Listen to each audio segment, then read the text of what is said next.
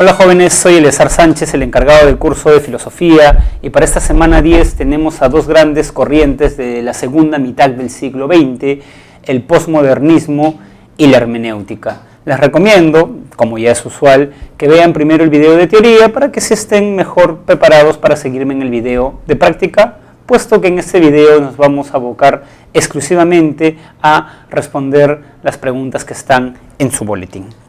La pregunta número 1 nos dice lo siguiente: de regreso a su casa, un joven pregunta la hora a una mujer que camina cerca y ella responde: son exactamente las 10:30 de la noche.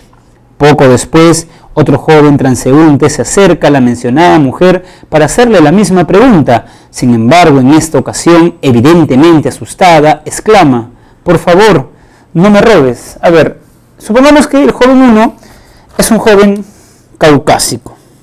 ¿Qué quiere decir eso? Es de tez blanca, ojos claros, rubio, alto, ¿no?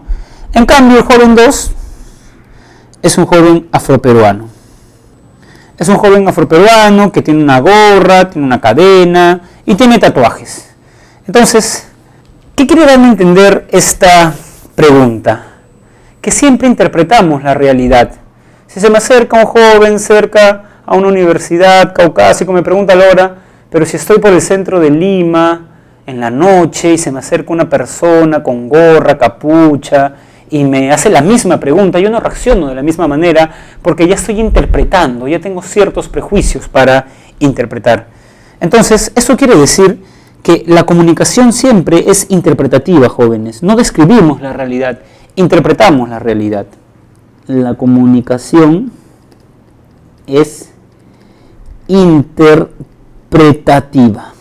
Veamos la clave que tiene que ver con esto. El diálogo es la mejor manera para solucionar malentendidos. No está hablando de diálogo en este caso, es que no puede ser la clave. La comunicación humana es por naturaleza interpretativa. El ser humano interpreta todo.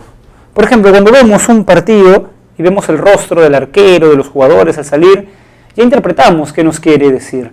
Lo mismo cuando estamos en el tren eléctrico, en el metropolitano, vemos a las personas e interpretamos su mirada. Quizás ustedes pueden decir: profesor, lo he visto cansado, no sé, lo veo, ustedes están interpretando mi rostro. Entonces, solemos estar interpretando la realidad, ¿no? Entonces, la clave es la B. La C, ¿por qué no, profesor? La forma de preguntar es la que tiene un sentido correcto, no, porque es la misma pregunta. La D, el hombre posee conciencia histórica. Eso es cierto para la hermenéutica, pero no a propósito de esta pregunta. Así que la clave es la B. Pregunta número 2. Un profesor de historia presenta el siguiente caso a sus alumnos. El 30 de septiembre el presidente disolvió el Congreso. Al día siguiente, un periódico presentó este acontecimiento como un golpe de Estado, mientras que otro lo interpretó como legal y constitucional. Por tal supuesto, hay que tener en consideración, alumnos, que ambos diarios nos presentan un análisis de las acciones políticas conforme a la línea editorial que siguen. Si asumimos que el profesor toma como punto de partida los postulados de la hermenéutica filosófica, diríamos que está tratando de explicar que, a ver, hay un periódico 1, El Expreso, por ejemplo, que es un periódico evidentemente de derecha, que apoya lo indefendible al partido Fuerza Popular, y siempre tiene unos titulares en realidad bastante torpes, ¿no? Por ejemplo, un día después del cierre del Congreso, este periódico, El Expreso, dice: golpe de Estado. Habría que recordarle que el golpe de Estado es lo que hizo Fujimori en el año 92, no lo que se ha hecho ahora, ¿no? Entonces, El Expreso tiene una interpretación, que responde a que tiene ciertos prejuicios negativos con el presidente Vizcarra. Como no está queriendo hacer lo que le da la gana, Fuerza Popular ha disuelto el Congreso, ellos, digamos, tienen prejuicios negativos con el presidente Vizcarra. En cambio, un periódico 2, como El Comercio, dice que es legal, Hildebrand en sus 13, y constitucional. Quizás podríamos decir que es porque esta interpretación tiene prejuicios positivos. Hildebrand en sus 13, después del cierre del Congreso, Hildebrand escribió un artículo muy bueno que se llama, lo pueden buscar en internet, Debo tragarme esas palabras, porque una semana pasada Hildebrand había defendido, una semana antes del golpe, digamos, o del cierre del Congreso, Hildebrand había dicho que es muy tenue Vizcarra, pero de pronto cerró el Congreso y dice: me equivoqué, me trago estas palabras. Está bien lo que hizo el presidente Vizcarra, no es un presidente que es un títere, ¿no? Entonces él ve como positivo a Vizcarra porque ve que está defendiendo los ideales democráticos. Entonces, ¿qué quiere decir esto dentro de la hermenéutica? Que las interpretaciones acerca de los hechos históricos siempre tienen un carácter objetivo. No, porque siempre interpretamos desde un momento histórico, ¿no? B. Nuestras actitudes, valores y formas de pensamientos están a la margen de la precomprensión de un hecho. No, siempre tenemos una precomprensión. C. Las interpretaciones sobre cualquier hecho están influenciadas por determinados prejuicios. Desde luego que sí. Les puedo poner otro ejemplo. Supongamos que ustedes, al iniciar el ciclo virtual, un alumno que ya ingresó a San Marcos, estuvo en el ciclo virtual, les dijo: el profesor de filosofía, Eleazar, me parece aburrido. Ustedes ni habían escuchado ninguna de mi clase y ya tenían un prejuicio negativo.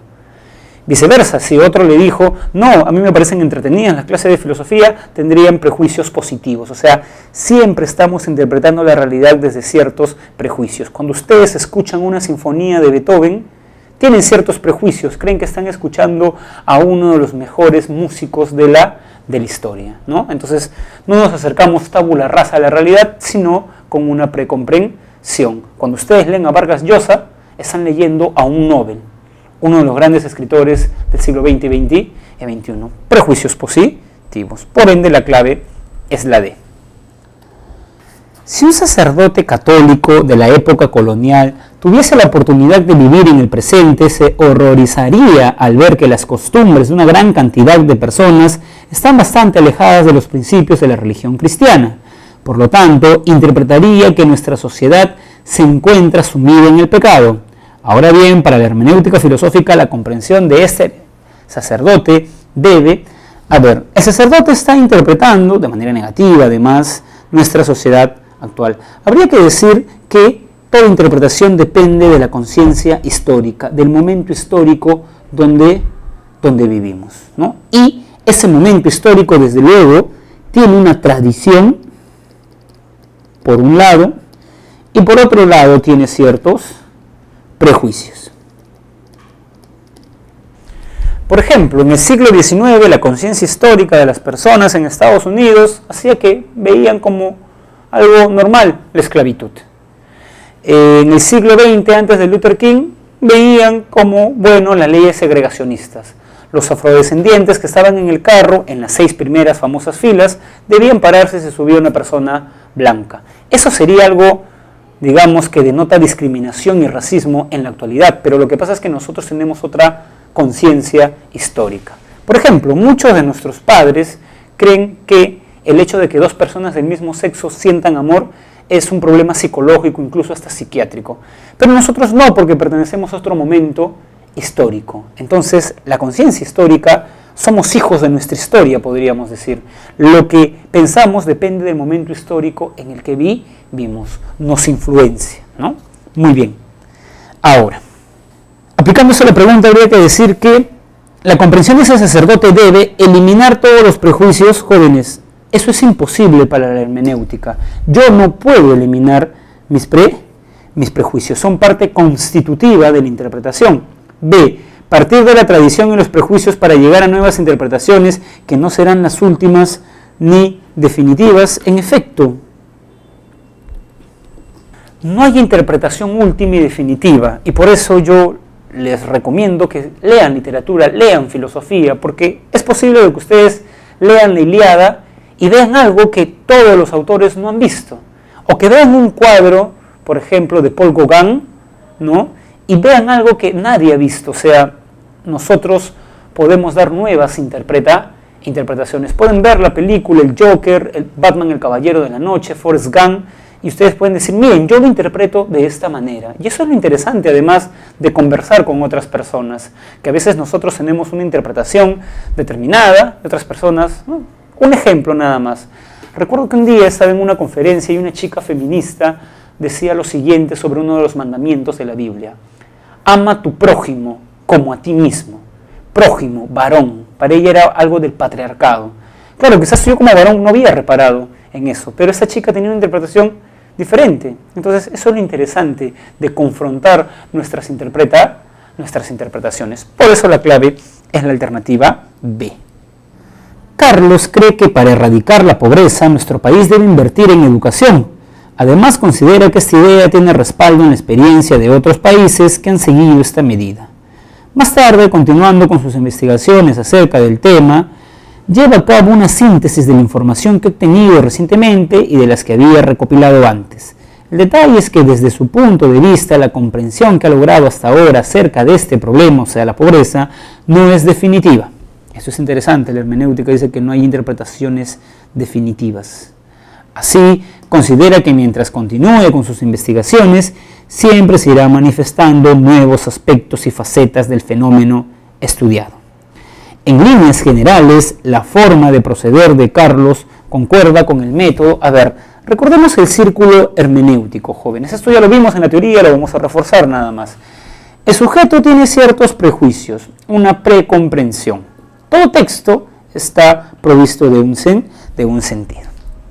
Por ejemplo, pongamos un caso de una película hace un año, Bohemian Rhapsody, que es una canción del disco Una noche en la ópera de este gran grupo Queen.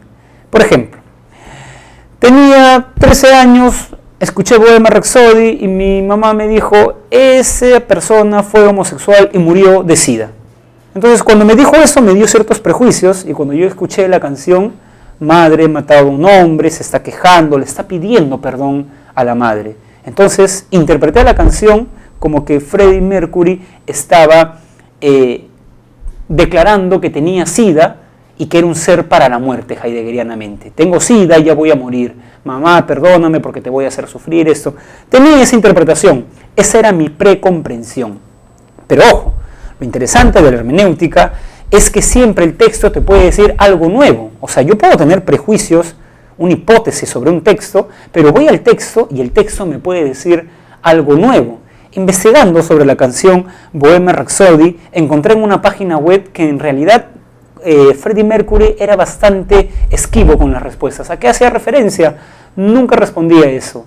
Pero solamente una vez en el Medio Oriente, cuando le preguntaron, él declaró que era un tributo al Fausto de Goethe, ¿no? Y en realidad tiene mucho sentido, porque en la quinta parte de la canción, que es ópera, ¿no?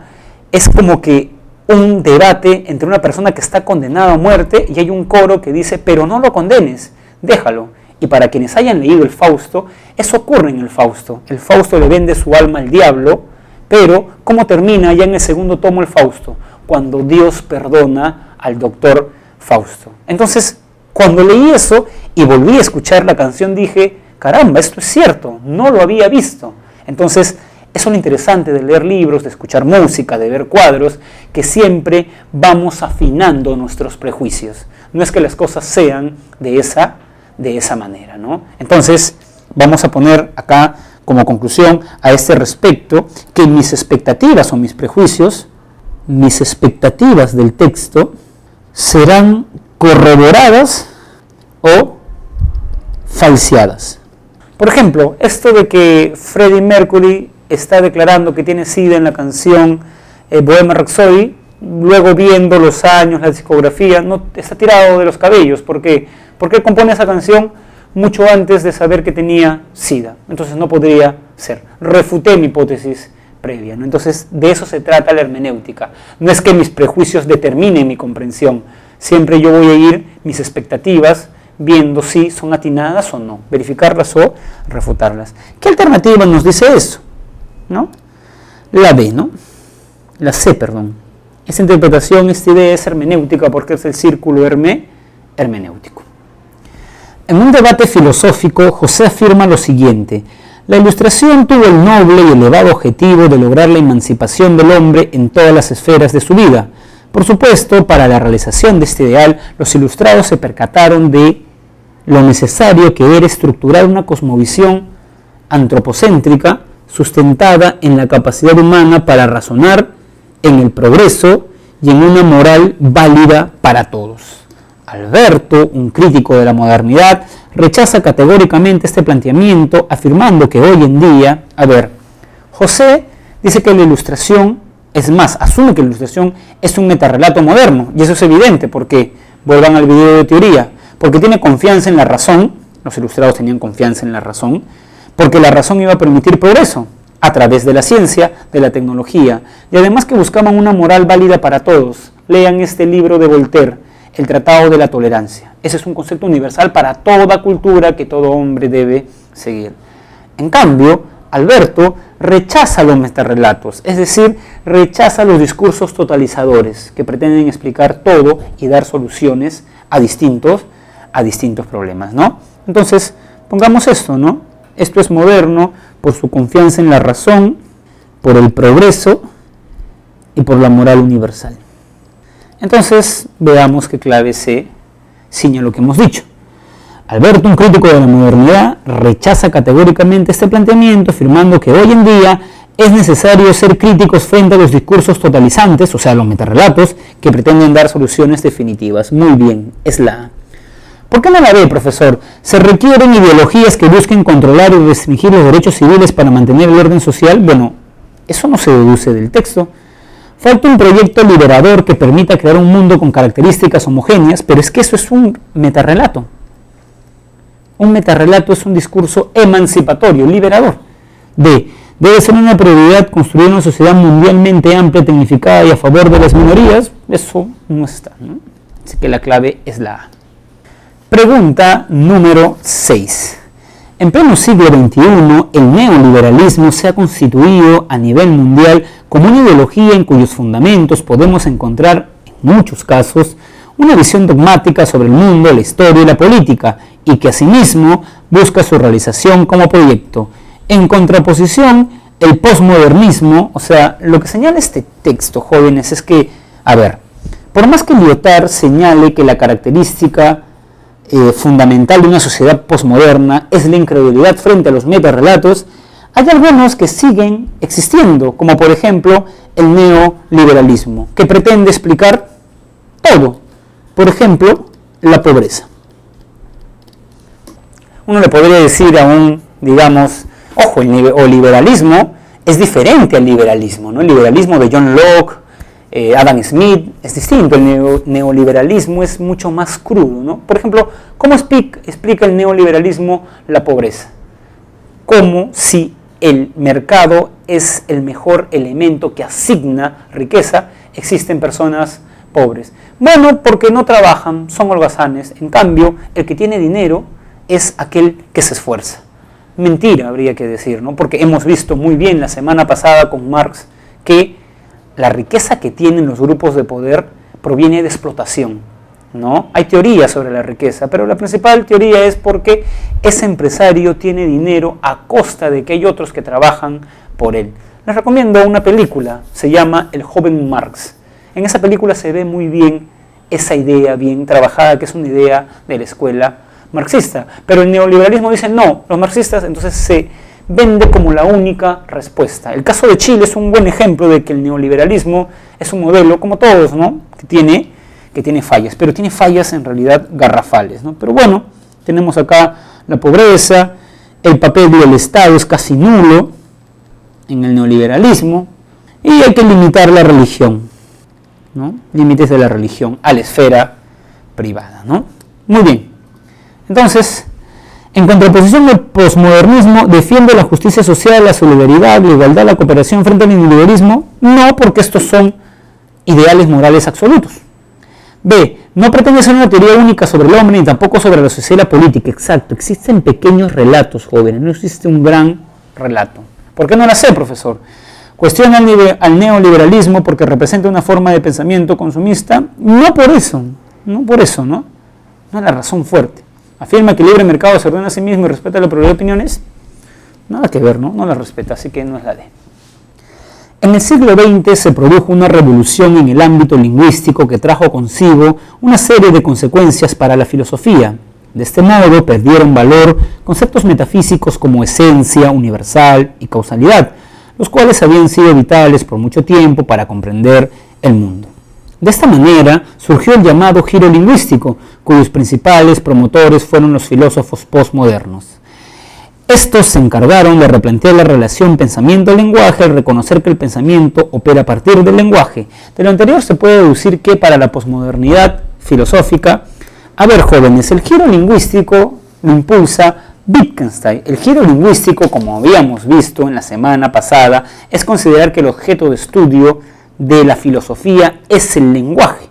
¿Por qué? Porque el lenguaje, isomorfismo, refleja la realidad. Bien, ese es el giro lingüístico. Los posmodernos dan un paso adelante. ¿Por qué? Porque los posmodernos dicen que el lenguaje no solamente refleja la realidad, sino que también la crea, ¿no? Acá están los posmodernos. ¿Qué quiere decir eso? Ejemplo, cuando yo digo todos, reflejo a los varones. Cuando digo todas, reflejo a las mujeres. Pero una persona, una minoría sexual, una lesbiana, un homosexual, un transexual, un pansexual, ¿qué diría? Bueno, yo no estoy en esa clasificación. Yo no soy varón, pero tampoco soy mujer. Entonces ellos por eso impulsan esta palabra que está de moda, que se llama todex. Cuando uno dice todex, está reconociendo a las minorías sexuales. Entonces, es como que si no existe la palabra todes, es como si ellos no existieran. No solamente no los refleja, sino no los crea, porque hay una cuestión de alimentación ahí. Profesor, no entiendo muy bien lo que dice. Otro ejemplo. Si no existiera la palabra Dios, ¿a qué adoraríamos? Entonces es como que para adorar a alguien debe existir la palabra, ¿no? Porque mientras no exista esa palabra, ¿no? Es como el otro día me comentó un amigo que uno de sus familiares tiene, no tiene DNI aún. Es como si no existiera, ¿no? Es como que el documento crea a la persona. Mientras yo no tenga DNI, ¿voy a poder votar? No voy a poder. Entonces hay una cuestión ahí lingüística, ¿no? Muy bien. ¿Cuál será la clave entonces por esta explicación? ¿Las palabras revelan cómo es que necesitamos conocer conceptos para organizar la realidad? No. Toda realidad puede ser comprendida por el entendimiento humano de manera objetiva. Los posmodernos creen en el relativismo. La realidad es el resultado del consenso y el lenguaje solo transmite ideas irrelevantes. El lenguaje transmite ideas relevantes, también transmite ideas potentes. El mundo puede entenderse como construido por nosotros, sí, y no como algo externo al descubridor. Exacto. Las palabras que creamos o las palabras que consensuamos y aceptamos ya van a crear la realidad. Y finalmente, jóvenes, la pregunta número 8. Luis está casado con Rosa, con quien tiene una hija. Sin embargo, desde hace 4 meses mantiene una relación amorosa con la prima de su esposa, lo cual hizo que él abandonara a su familia. Al enterarse la ronda campesina de la comunidad cajamarquina en donde sucedieron estos hechos, dio un brutal castigo a la pareja de infieles. Sobre este caso, los representantes de la filosofía posmoderna sostendrían que, hemos visto que la modernidad, hemos visto en el video de teoría, representa una defensa de la moral universal. Paradigma, Kant. ¿Recuerdan los famosos imperativos categóricos? Los imperativos categóricos tienen la característica de ser universal. ¿Qué dice Kant? Válido para todo sujeto en cualquier circunstancia. El posmodernismo se revela frente a esto y dice que más bien hay una moral relativa, lo que quiere decir que lo bueno y lo malo depende de cada pueblo. Y eso lo podemos ver con el famoso tema de la infidelidad.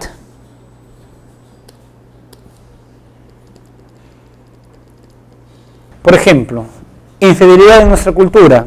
Uno tiene pareja, está casado, creemos en la monogamia. Si vemos a esa persona con otra persona, el caso de Galese, eso está mal, lo reprobamos. La pregunta es, ¿eso estará mal en cualquier parte del mundo?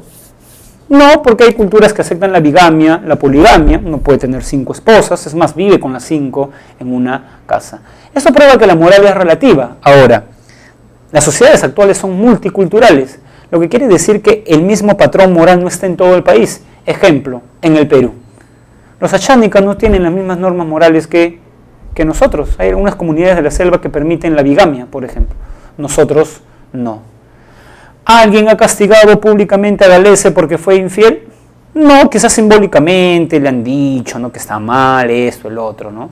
Pero si hubiera estado en una ronda campesina, o sea, hubiera recibido maltrato físico, ¿no? Entonces no tenemos ni los mismos castigos ni los mismos patrones. ¿Qué prueba eso, jóvenes?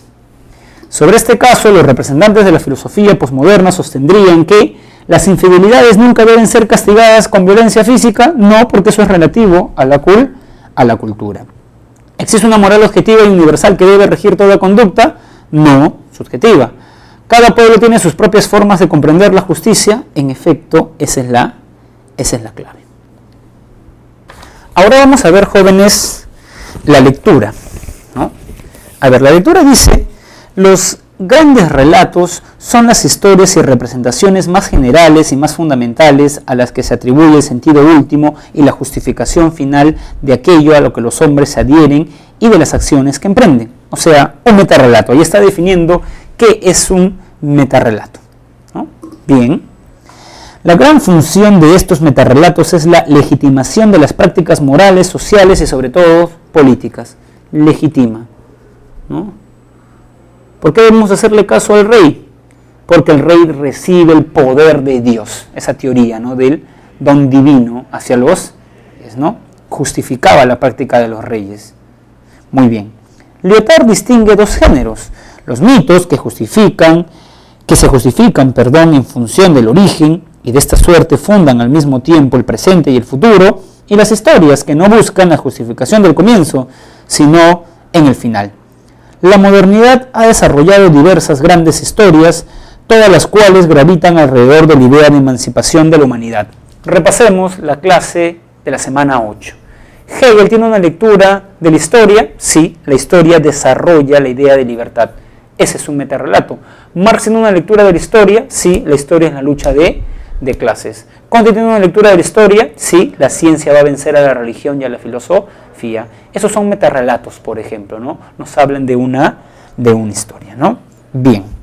Luego dice: Lyotard cree poder comprobar que los metarrelatos de la modernidad atraen cada vez menos la adhesión de los hombres. O sea, ¿qué quiere decir eso? Que lo que caracteriza nuestra época es la incredulidad frente a los metarrelatos. Ya no creemos tanto en los metarrelatos. Los últimos censos ostentan que aproximadamente el 15% de la población mundial es agnóstica o atea, y en el Perú el último censo dice que el 5,2% de la población es agnóstica o atea. O sea, ya no creemos en el cristianismo como antes. Incluso las personas que son cristianas, el cristianismo no es su eje para vivir su vida. Muchas de sus acciones no son, digamos, pegadas a la Biblia.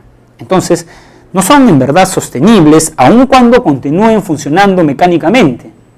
¿Crees en Dios? Sí, dicen muchos, pero viven su vida como les da la gana. ¿Son cristianos? Pregunta difícil de responder, ¿no? Por lo tanto, a menudo son todavía implícitamente, o sea, en efecto, ¿no? Somos cristianos culturales, como dicen los sociólogos. La referencia que legitima en última instancia y para la cual no se dispone de ninguna alternativa. Todavía habría que decir no se dispone de alguna alternativa. Del texto anterior se infiere que, según Lyotard, los metarrelatos solo cumplieron un papel emancipador para los hombres de la época moderna. No, porque, digamos, no solamente es en la época moderna, ¿no? B, pueden fundar su legitimidad en la promesa de la realización futura de un ideal. O sea, son emancipadores, desde luego que sí. ¿Por qué no la C? ¿Siguen teniendo completa vigencia y detectación? No, porque hay cierta incredulidad, como lo vimos. Desarrollan historias emancipatorias únicamente en algunas culturas dominantes. El marxismo no habla de la burguesía, sino más bien del proletariado. Por eso la clave es la B. Espero, jóvenes, que hayan reparado bastante en las características de la hermenéutica. Ustedes leen libros, ven películas, ven cuadros, interpretamos, no describimos. Es algo, digamos, que les va a servir para su comprensión. O sea, todo lo que está en juego cuando leo un texto. Tengo prejuicios sobre Nietzsche, que es un autor diabólico, pero leo a Nietzsche y me doy cuenta que no es así. Entonces, en esa interpretación está el texto, está el sujeto. Y lo del posmodernismo le va a servir porque vivimos en una sociedad posmoderna. Entender el posmodernismo es entender mejor la sociedad y cómo somos nosotros en nuestra cultura. Nos vemos la siguiente semana.